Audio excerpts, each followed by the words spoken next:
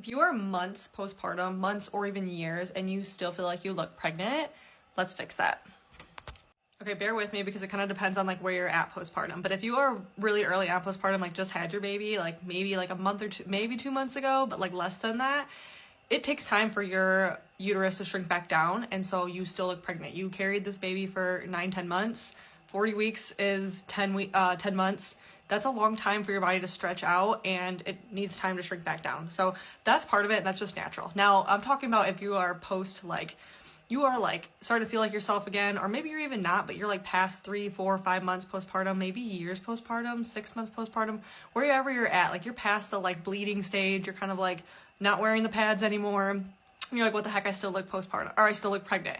Now, most women think, okay, I just need to do a bunch of core exercises. I just need to start dieting, all these things to like lose this belly fat, when most of the time that looking pregnant is due to a combination of two things. One, diastasis recti. So diastasis recti in the simplest terms is your core separates during pregnancy to make room for the baby.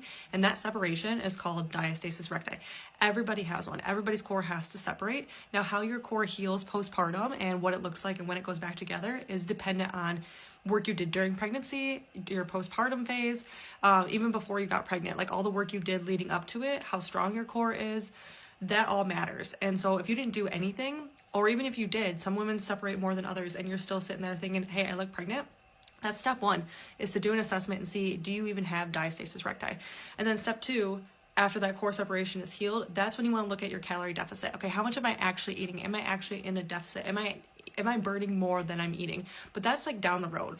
And a calorie deficit in simplest terms is, again, you're just eating less than your body's maintenance. So whatever your body needs to maintain your current weight, you're eating less than that. And there's a lot more that goes into it, because if you're, again, feeling like, oh, I'm eating really healthy, I'm eating clean, I'm eating like good foods, like lots of chicken and avocados and apples and all the healthy foods, but I'm still not losing weight, well, you're probably not in a calorie deficit. So that's why those two go really hand in hand.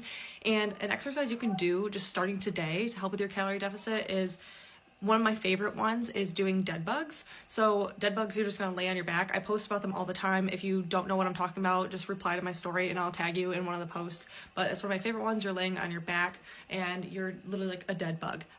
It's hard to explain talking through it, but if you wanna know what it is, you can Google it, or you can look through my feed and I have posts on it. But that's a great one to start doing, because you really wanna work on the deep core muscles, because we're really trying to heal our core. We're not doing crunches. If you're doing crunches, kick them out right now. Just take those out. But doing an exercise like dead bugs, like 10 sets,